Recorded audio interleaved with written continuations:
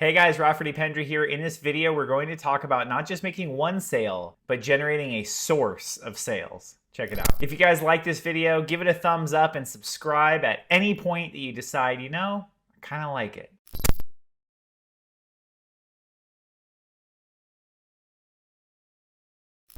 When I was starting my business, it's very natural to think, okay, I need to get a customer. And that's true. That is what you need to do. Like, you need to go and sell somebody something to get this thing going. What ended up happening for me is I would make a sale and then I would start delivering, and then I would make a sale and I would start delivering that service. Then I'd make a sale and I was delivering the service. And my company never seemed to truly grow. It never seemed to really take off. It was just kind of like barely above the bottom, I guess. The other thing that was happening is that I was working more and more hours of the day. And so as my number of hours in the day was increasing, the overall growth of the company was happening some, but it wasn't proportionate to the number of hours that I was actually putting into this business. What I was able to do was to realize the power of generating partnerships and referral sources. And when I say referral sources, I'm not just talking about somebody who just sends somebody to you every once in a while. I'm talking about an actual process, putting in a structure or process in order to generate ongoing business.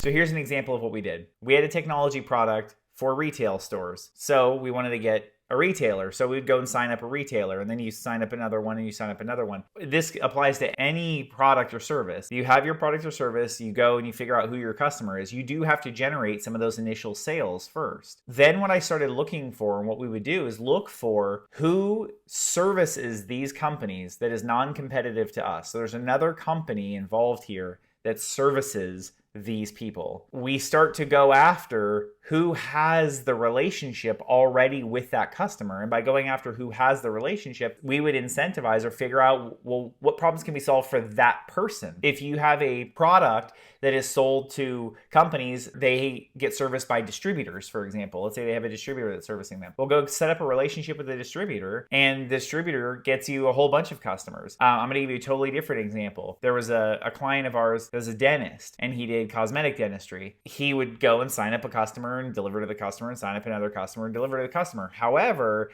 when you start looking at, well, who else is servicing these people? They actually found that plastic surgeons were servicing the same customer base. They had higher net worth individuals. They had people who were going to invest in that cosmetic dentistry, et cetera, et cetera. So they set up relationships with plastic surgeons who ended up sending them people. And why did it matter to the plastic surgeon? Well, because a person who was getting all this other work done by the plastic surgeon, if their teeth weren't looking nice as well, well, then it would affect the overall image. And this was their whole pitch to the plastic surgeons. And so they ended up setting up a relationship where plastic surgeons would send them business. So the thing that I look for is, when you have a product or service, always start with, who can you sell it to? Just go make some sales. Some guys want to start doing a bunch of marketing first and all this other theoretical stuff. From our end, you start to sell enough people on that something, you figure out who is your customer base. If I say ABC, I can get a sign up. Well, once you've done that, you can then start to figure out, okay, who else is servicing these people that I could set up a relationship with?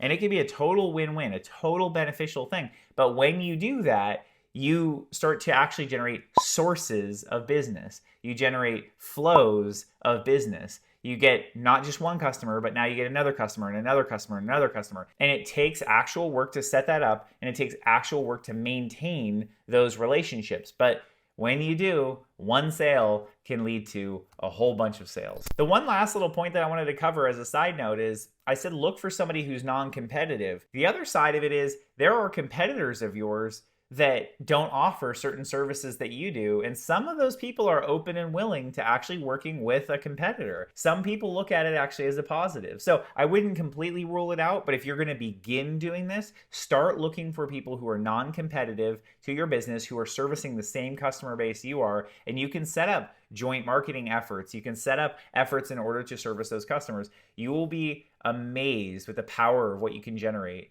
by doing this. Reach out if you guys need help with anything. Put any comments in here if you have questions on how to do any parts of this or anything else. I really look forward to hearing from you guys. Thank you so much. See you in the next one.